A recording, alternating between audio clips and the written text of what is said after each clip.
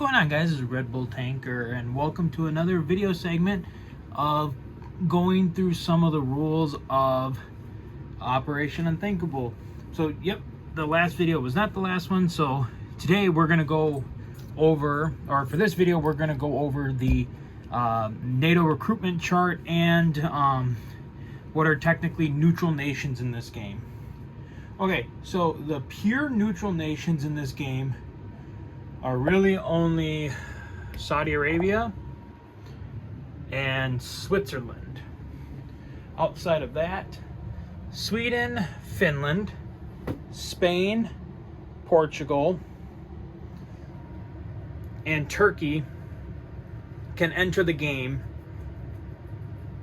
Can enter the game on the side of the Allies. A caveat to that also includes both Norway and Italy, even though they are already occupied by Allied forces. I'll get further into the explanation as we go along with that. But so, basically, throughout the game, there'll be at times when certain countries... So, coming over here to the timeline. So on the timeline, you can see, like, here in turn 4, NATO is formed, and Norway, Portugal, and Greece will join NATO. And then later on turn 6, you can see that Italy joins, and then Turkey, Spain, and Finland is last. So there are two ways countries can join NATO, either by the timeline event or if they get a total of 4 points on this chart. Now, some nations will start with an inherent amount. So like Norway and Portugal already start with +3. Finland starts with +1, and Turkey starts with +1. And so once you get to 4 points, the game halts for a second, and then you roll a d4. And if you get a 4 or less, that nation will immediately join NATO, and you will immediately get to place its defensive armies, which are listed here, which are listed here. It'll tell you what each nation has for a defensive army. Now, for Norway, even though it is already occupied by the Allies, when Norway comes into the game, you'll still get to add the 2 infantry and destroyer for Norway. However, while not on this chart, when Italy joins the game, you don't get any extra forces. But one thing that I didn't realize in the first time I played was that until Norway and Italy join the game, you cannot use their factories. You cannot use their factories until they join NATO. So that's something that the Allied player... Oh, and same with Greece. So that is something the Allied player has to contend with, knowing that they won't be able to use the Greek, Italian, or Norwegian factories until they are officially part of NATO. And then let's see here. And then outside of Norway, Italy, and Greece, as nations enter NATO, the total amount of their IPC will be added to their IPC value on the IPC chart. So let's see here. Well, we can go over some of it. I can, so obviously, so as you can see, Norway and Portugal start with an inherent 3. Let me see if I can get a better look at that. So basically, to get Portugal and Norway to join before turn 4, the Soviets would have to either basically bring Finland into the war, bring Sweden into the war, invade Denmark, invade Norway itself. The Soviets would have to conquer all of Western Germany and Munich, capture all of Italy, and or move troops into France before turn 4, which usually the Soviet player is not really thinking offensively for the first couple turns. Moving on down, we can look at Finland. So for Finland, USSR leaves Karelia, Murmansk, or Leningrad, which means there will be no land units in those 3 territories up there. There are no land there are no land forces or air forces in Leningrad, Karelia, or Murmansk. They're left completely open. Let's see, then next, whoops, I gotta be careful here. Let's see, next, the USSR loses Germany. Now for that, not only do you have Germany that has German rondels, you have German rondels here in Austria, the Sudetenland, and it's kind of blocked, but Slovakia as well. So you have to conquer all the territories with the German rondel in order to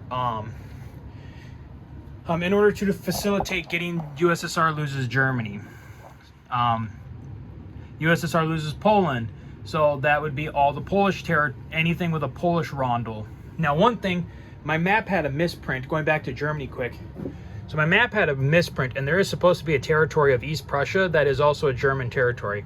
However, I kind of had to pencil whip it in, and so I used this German army marker to show that that is a German territory. So that's how you. So again, that's how you satisfy Germany again with Poland. Other ways to bring Finland in is Norway joins the war, which you can get a +1 as soon as on turn 4. Sweden joins. The USSR loses any of the Baltic countries, so Lithuania, Estonia. So basically, the Russians have to lose Lithuania, Latvia, or Estonia.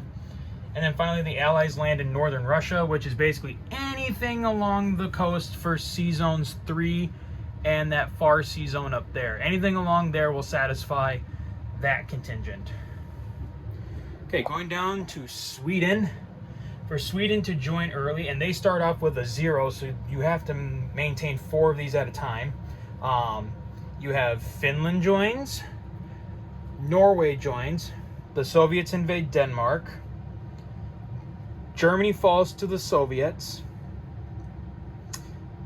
the USSR moves troops into France, the USSR takes Holland, another one is the USSR takes Belgium, and then finally the USSR takes all of the Finnish states. So those are how you bring that's how Sweden can be brought into the game. Okay, Turkey has the most, and Turkey sometimes is the most complicated. So for Turkey, you have the Soviets enter Azerbaijan or enter Iran. You have the USSR forces its fleet through the Dardanelles. Another one is USSR overflight, which that one is kind of a confusing one because how you see it, because like in one of our last games we had the Soviets take their air and go C zone 22 or C zone 21 to C zone 20, and we weren't sure if that really counted as an overflight of the Dardanelles. I mean if you kind of look, it does technically overfly land. So that one's kind of a question there. That's one that we've kind of had a question on. If anyone watching this has ideas, let me know. I mean, as of right now, I honestly think it should count as part of the overflight, but that is just me. I have had other people say that it doesn't count because you're just flying over sea zones. Okay, next, let's see here. The USSR enters France. Germany falls to the Russians. The Russians enter Greece. The Russians enter Italy. The Russians basically take the territories surrounding Transjordan and Syria. So basically Iraq. Basically, if the Soviets take Kars in Iraq, that'll satisfy that one.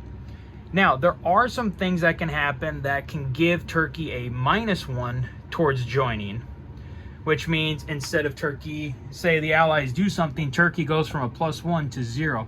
So the first comes from the random event, which is communists delay joining NATO. That is here on the random event. So like right here, Turkish communists and government block joining NATO. No, sorry, there's a glare. But so there's that. So that's where that comes from. That comes from a random event, and it can only happen once. It pops up again on one of the other. I think it pops up again down on this line too. Or is it just Spanish?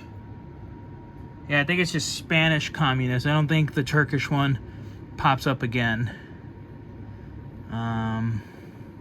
No, the Turkish one does not pop up again. So it only pops up here. It only happens once. However, the Spain one happens twice.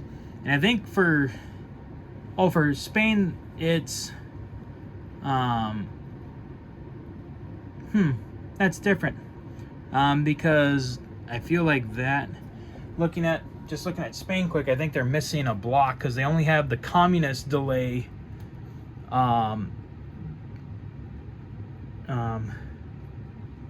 only have the communist delaying them from joining NATO. So this might just be, this Spanish fascist one must just be a random broken one or something.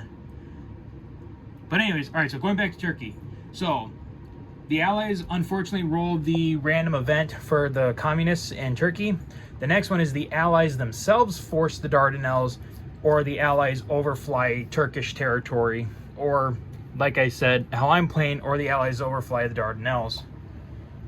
And then finally with Spain, a lot of the same. Germany falls to the USSR. Soviet forces enter France. Soviet forces enter Italy. Turkey joins. Greece falls to the Soviets. The USSR occupies Paris. And then there is a -1 for the communists delaying. So again, I feel like there's one missing off of Spain, but I'm not 100% sure. So I don't know. That one is interesting now that I see that.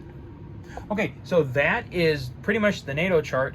Now technically in this game, and it happens on turn 5, the Warsaw Pact is formed, which opens up the factories in Warsaw and the Balkans. And basically what that means is when that turn comes, so basically the factory in Warsaw, Yugoslavia, there's one here in Hungary and Romania and Bulgaria. The Russians can't use those until turn 5 when the Warsaw Pact is formed. And then once the Warsaw Pact is formed, then they can start using the factories. However, I also have been playing where, say, the Allies attack into Yugoslavia and then the Soviets retake Yugoslavia, then they can use that factory. So then the Soviets can start using that factory right away instead of having to wait. Trying to think here. Is there anything else? No, I think that's it. All right, so that was a kind of quick video explaining how nations enter the NATO alliance, and just a real quick little note on the Warsaw Pact.